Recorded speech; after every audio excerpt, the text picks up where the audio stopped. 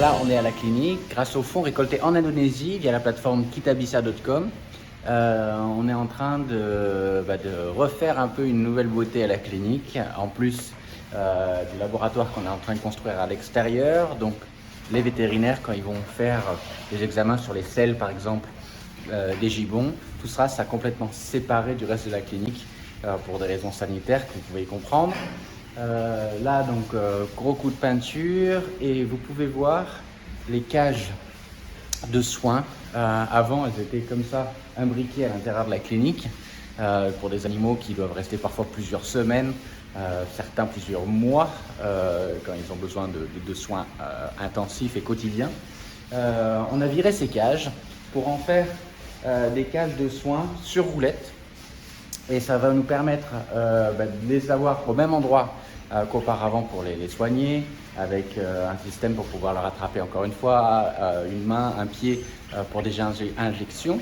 Mais à la différence de ce qu'on pouvait avoir avant, là les cages vont nous permettre de sortir les animaux.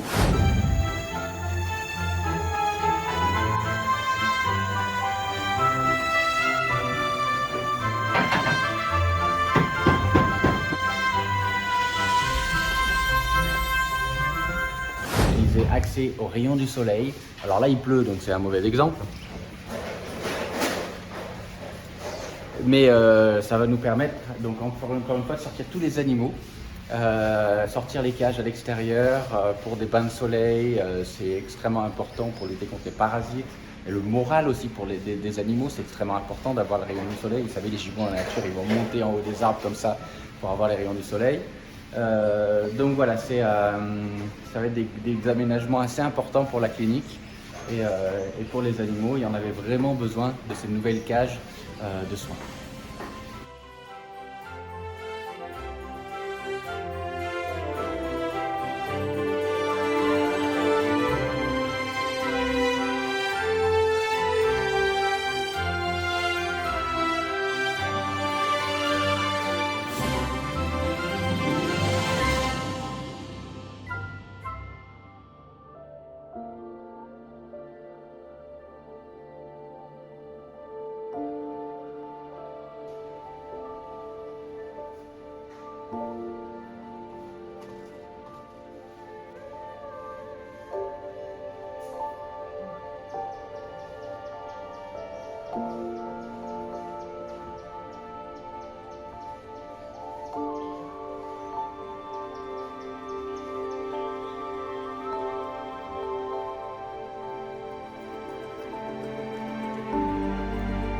Jadi selama kita klinik otomatis satuannya harus dikeluarin di sini.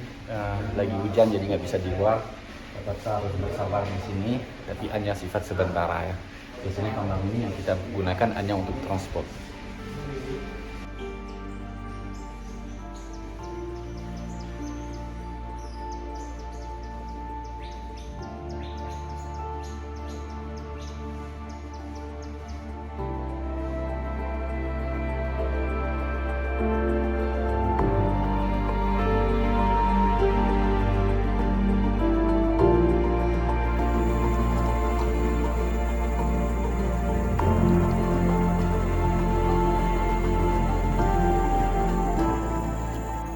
Comme vous voyez derrière moi la cage de Susi Eddie, donc j'ai fait à l'intérieur une petite cage en filet, en tube et en filet, qui me permet d'être à l'intérieur de la cage avec Susi Eddie, mais quand même un petit filet entre Susi et moi pour que je puisse lui couper ses poils. Vous savez, elle souffre d'obésité et quand elle dort comme ça dans son abri, elle a tendance à se faire pipi dessus.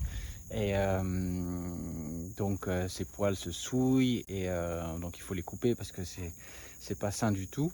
Sauf que Susi, cette madame, elle a son caractère, donc il y a certains endroits du corps où c'est plutôt sensible. Et au lieu de rompre la confiance qu'il y a entre elle et moi lorsque je rentre, et avec Eddie bien sûr, hein, lorsque je rentre dans la volière avec eux deux, j'ai instauré comme ça une petite limite. Donc si jamais elle a un coup de colère parce que j'ai été trop entreprenant avec mon ciseau, eh bien il y a quand même un petit filet entre elle et moi. Voilà, donc je passe de longues fins d'après-midi comme ça à l'intérieur à couper les poils et à refaire une beauté à Madame Souci.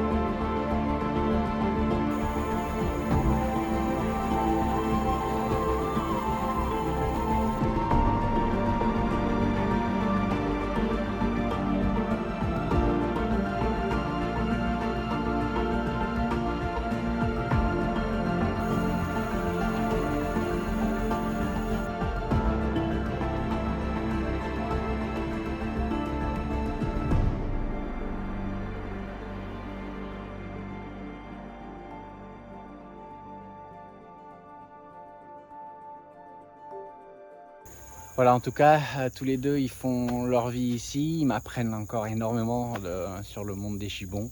J'arrête pas d'apprendre. Je crois que ça sera comme ça jusqu'à la fin de mes jours. Maintenant, on part à Mentawai où il y a quelques semaines, le département des forêts, BKSDA, a relâché 2 macaques, des macaques de Mentawai qui étaient à Calauette depuis 5 ans. C'était le moment pour eux de retrouver la liberté. Regardez.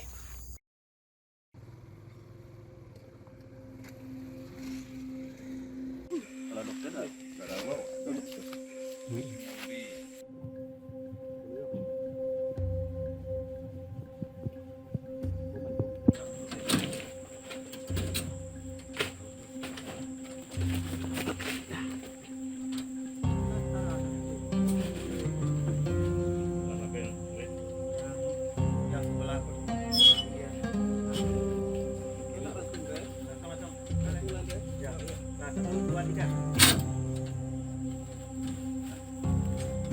Yang kanan kok Pak? Yang kanan Pak tarik juga. Bapak tarik juga. Bapak tarik juga. Udah dua-duanya? Belum. Lagi Bapak ini tarik Pak. Kalau yang kiri udah buang. Yang kanan lagi. Ada. Selamat jalan. Pak. Apa ibu bawa itu? Iya. Selamat jalan.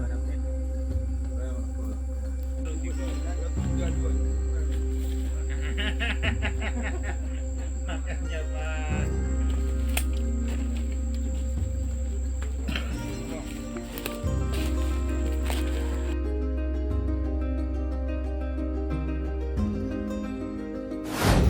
Voilà le quotidien de Calauette, des nouvelles de Souci Eddy et un relâché de macaques à Mentawai. On se retrouve lundi prochain comme d'habitude. Merci de votre soutien. Ciao.